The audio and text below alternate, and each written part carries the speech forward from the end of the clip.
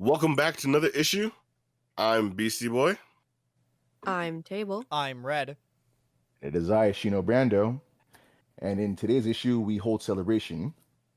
On June 9th, 1954, the world was given George Perez, born of Puerto Rican parents who had migrated to New Jersey during the 40s before even meeting each other, and soon after marrying, moved to South Bronx, New York. Showing potential for art at the age of 5 and living the epicenter of comic culture, some would say this was a divine pairing. His career started early in Marvel, being assistant artist to Rich Buckler during 1973. His debut would be Astonishing Tales number 25, August 1974, with a two-page satire of Deathlock. He would then work a handful of Marvel Kung Fu titles with Bill Mantlo, showcasing creativity and relishing in the diversity of the characters given to him to work with and create. With each passing month, his work evolved. George's work is praised for its detailed and realistic rendering and his facility with complex and crowd scenes. Crisis on Infinite Earths, the major example. His accolades would truly begin on his Avengers run, so much so that DC offered him work, and he happened to bounce both studios for a time, quite literally drawing a majority of their titles. His major contributions for both houses had placed Perez in the upper echelons of household names, being an unstoppable creative force for 30 plus years.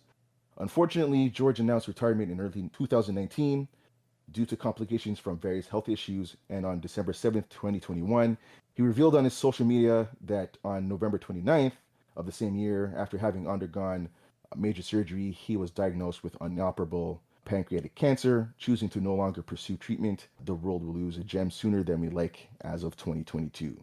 So today we honor the life and times of George Perez. And I guess I will start. And I guess I'll start back with his fight with DC for Wonder Woman's 50th anniversary.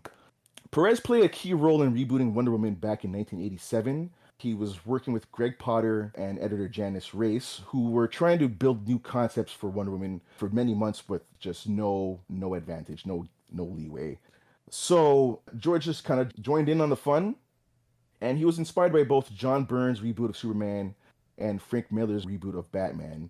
So Perez retooled Wonder Woman's origins to the Greek gods that we all know today, and got rid of the more silly and ridiculous elements, so like the strange bondage and such.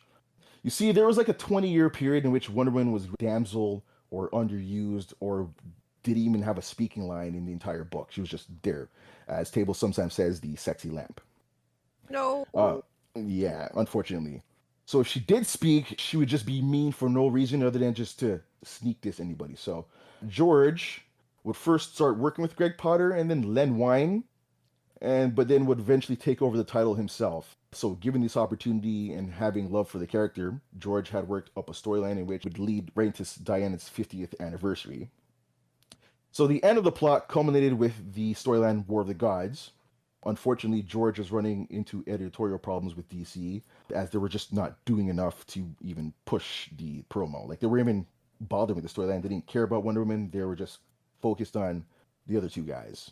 Unfortunately, George ran into even bigger problems as they decided to not even push it on to distribution newsstands and just had it as direct sales only. So you could only pick this thing up, if you knew how to, at a comic book store, or if you just had a direct, subscription to the label itself. So right, giving it wasn't pushed as like, oh, it's Wonder Woman's 50th. It was just the following issue. Yeah, it's just the following issue. Yeah, just there. Got it. Yeah, so it gave it a severely limited run.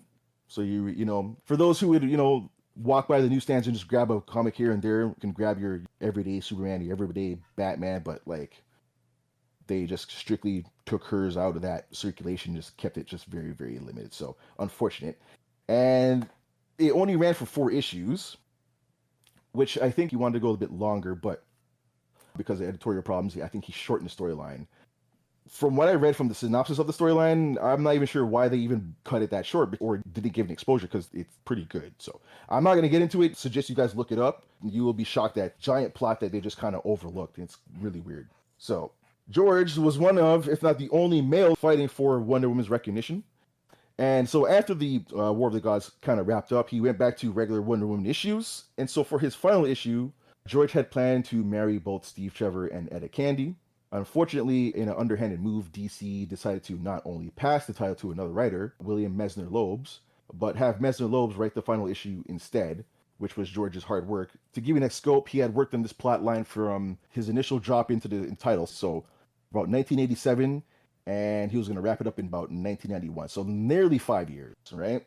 Whoa. It just stripped away from him. So right on the spot, he had quit DC and just separated himself from the label for a number of years. So seems like Mr. Perez was ahead of his time because his version of what went down in the books is what exactly DC wanted literally 30 years later.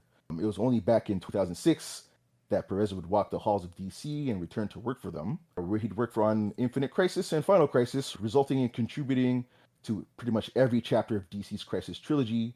Needless to say, apologies were given to him. His major works in Wonder Woman tend to be the template of every version of Wonder Woman seen in modern media today, so much so that his origins for the character have become the default origin. And as such, George is now also credited for her creation, most notably by Patty Jenkins in regards to her feature film, saying that his work is a major influence on par with the work of original creator William Moulton Marston. And folks, that's my part. Did you know that 37% of you aren't subscribed to the channel on YouTube? You can help change that by hitting the subscribe button just below the video. And now back to the show. George Perez very literally had a direct hand on all of the books that made comics the way they are today. Yep. The universe resetting, the giant cosmic events. That's him. It's because he can draw those panels. It's like having the Jack Kirby Renaissance almost. Funny you should say that, because he's been nominated for and won multiple Jack Kirby Awards. Yep. Damn. One of those awards was for his work on the New Teen Titans, which is kind of the period that I was looking at. And so this is the 1980s. I want to be clear because there's the original Teen Titans, the 70s reboot, the new Teen Titans, and then they're the Titans for a while, but there's also some Teen Titans, and then not the easiest series to track, certainly. But Perez was mostly doing group stuff at Marvel with the Avengers at the time, and the previous artist for the Justice League, Dick Dillon, had kind of died, and DC offered him work on the new Teen Titans, which was written by Marv Wolfman, sort of with the implication that if he took them up on that, he could end up drawing for Justice League, which was what he was actually looking to do. He did, for the record, get that stint on the Justice League, but And you did. the work that people like to talk about is the new Teen Titans, because he just got so much done. Yeah. Volume 1 was iconic in every way. It is one of those places where what it means to have a group comic book really became clear, with every character looking distinct and clear on page and having different types of movement and shapes and bodies to help you pick out in a huge, complicated scene what the fuck was going on. Yep. He took his big event art and made it ready for singles, ready for regular, and it really, really worked. The fans definitely noticed. And he kept going for the entirety of Volume 1, getting involved in various bits and bobs. They did a drug awareness project at the time because, of course, they did.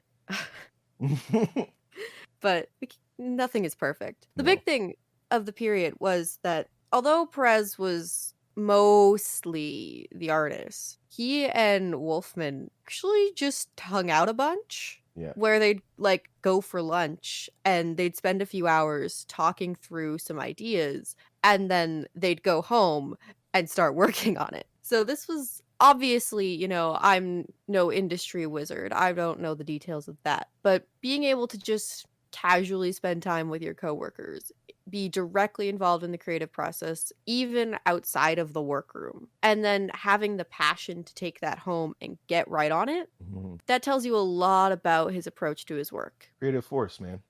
Yeah. Can't be stopped. And while he wasn't involved in all of Volume 2 of the New Teen Titans, sort of stepping away around issue 5 and then coming back for issue 50, he was still involved in some of the noticeable events. We're talking that one issue where Robin and Starfire are in bed, and it's literally the first like on-panel instance of characters having had sex. That was him. He drew that. He also pairing. was. We're not here for the Dick Grayson shipping wars, please. He was also involved in that transition for Robin to move to Nightwing, which everyone knows I'm a big Robin girl. But the reason that matters here is because that was one of, if not the first instances of a sidekick becoming something else, which paved the way for not just, mantle transitions, though we do love to see those, but also for longer, more meaningful character development across series and identities. Perez cared about writing characters, even when he wasn't doing the writing. He was so focused on the life and the individuals. And that's why comic books are the way they are. Yeah. Or the good ones are, anyway. Yeah. The feeling that sort of gets lost in like group comics and like your Justice Leagues, your Titans of the Now, is that we spend a lot of time like collectively fighting the villain or fighting each other, whereas Perez was more intrigued in the like day-to-day stuff and interactions between the one-on-one character developments within the story itself. Yeah, his character moments are sometimes gutting. Yeah. Sometimes a little icky. Sometimes. Looking at you, Judas Contract. Yeah. For better or for worse, the Judas Contract is one of the most well-known Titan storylines of all time. That have ripped themselves off 5 or 6 times to date. Hey man, when you're that good, why not? Exactly. Keep going back to that well. You'll get it right eventually. Just, if you go, oh, I don't know if I've ever read anything by George Perez, just, you're wrong, first of all. And second of all, just look through like 6 random comics you own that came out in the last 50 years. I can Odds guarantee. are. Yeah, I can guarantee that if you own at least any kind of comic book from between 1985 through 1996, you probably got something drawn by Perez. And Guaranteed. going into like the mid 2000s, this is where he did something that fans had always asked for, and then once they craved. JLA Avengers. Yep. Finally, the meeting of the 2 most popular titles from both sides. Fighting a little bit. You have Superman wielding Mjolnir. He's worthy. Proving once and No for one all is he's surprised. I mean, no one was surprised, but it still was fucking cool to see. Right? Are you... Especially since the hammer's magic, so technically he should have a problem here. Right? As the biggest guy with a foot in both camps, he was ideal to make that crossover. And if memory serves me right, Avengers JLA was fan-driven. When they had sparring matches or fights between the characters that matched up, it was up to fans who won. And so not only was George Perez drawing comics for people, he was drawing them by people.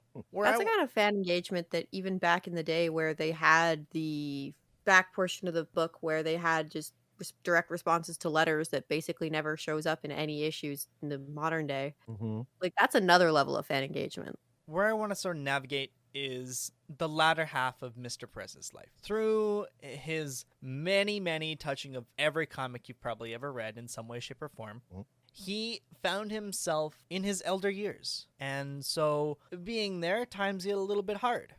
Comics, unfortunately, even though these creators of every variety create your favorite characters, like the person who invented Iron Man lives paycheck to paycheck. Iron Man has made bajillions of dollars strictly from the MCU. And seeing that injustice, Perez took to being a hero himself and joined the Hero Initiative. This foundation supports the elders of the comic book industry by providing a crutch to lean on during hard times. They help letterers, artists, editors, writers, and anybody else on the back end of the comic book creation. To qualify to get financial help from the Hero Initiative, all you gotta do is work in the comic book industry for 10 years, which is a pretty low bar, all things considered. Okay. Even in self-published work, you still qualify. Right on. Notable people who have leaned on Hero is Steve Gerber, Russ Heth, and Leah Hernandez. A big proponent of the Hero Initiative was Stan Lee himself. Right on. So when you have titans of your industry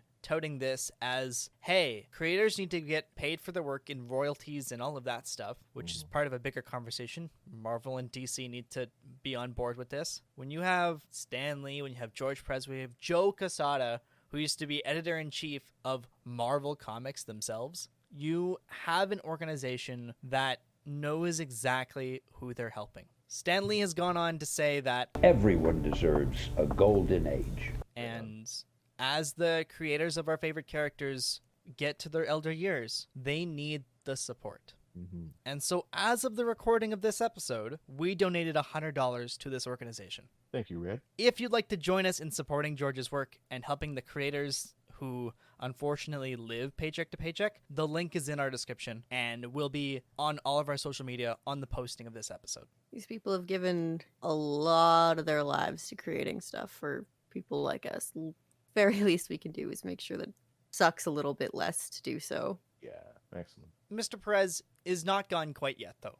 His medical choice has rung through all of comics and all of creators, and he got to sit down with Mr. Marv Wolfman again, very recently. Collaborator. Yeah. Yep. Like lifetime collaborator. Yep. And they get to continue having chats. He was invited back to DC headquarters via Jim Lee, Chief Creative Officer over at DC Comics. Yeah, Gracier Hall's one last time. Yeah. And he and all of his friends got to go to where the magic happens. He got personal phone calls from Gail Simone, writer and creator of The Birds of Prey, Ron Mars, a big Green Lantern guy, Rob Liefeld, yeah, boy. the man that can't draw feet, but he's got his heart in the right place sometimes. Damn. Sometimes. And when you answer the phone and on the other side is a legendary creator, like just thanking you for all of your work that you helped them create and the continued legacy of the character you might still be working on, George was welcomed back into the halls of DC to rewrite or to do some more work for Wonder Woman, and Gail Simone got to take his hand, and that is an epic level of Meet Your Heroes. Oh, what's your favorite body of work? JLA Avengers. Got it. What about you? What about you guys? What do y'all think? I'm standing with New Teen Titans because I'm such a big fan of those fucking nerds. Understood. Well, I'm gonna say it's Crisis on Infinite Earths, man. You took the whole toy box and you turned it over.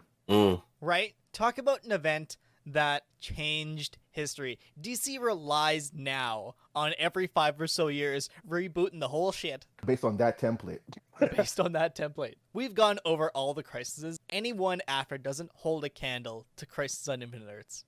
No, man. You can do a Where's Waldo for each panel of that book. When he does a splash page, you can look for just about anybody and everybody. There's 1,000 fucking characters, and some of them are there twice. Yeah, multiples from different Earths. So there's many of them on the same panel. And it was before the age of digital drawing. Yeah. And so each one is painstakingly drawn mostly by hand and then put into the comic book, like, generating machine, as per se. I'm going to go pull that bad boy out right now and read it again. It's been a long time. What we mean to say is George Perez has been a titan of the industry for his entire time working in it. And while it is sad to hear that he is crossing the Rainbow Bridge, or will be anyway, Valhalla to you, sir. That's right. Well then, Beastie, if you please. If you'd like to hear more from us, make sure you hit that subscribe button so you can tune in every Wednesday. And you can catch us streaming live on Mondays and Thursdays at twitch.tv/NerdCrusade. Follow us on Facebook, Twitter, and Instagram for updates, and join our Crusader chat on Discord by checking our link tree in the description. And you can download any previous episodes. Or listen on your mobile device through Anchor.fm or search Nerd Crusade on your favorite podcast app. Thanks for joining us, and until next time, fellow Crusaders. Mr. Perez, you've always been a real titan. We'll be missed, and thank you for all your hard work, and that's to be continued. Thanks for tuning in. If you like this video, go ahead and button mash a thumbs up. If you want to swing by when we have a new video, web up the sub button. Oh, and while you're at it, hit the bell to be notified by...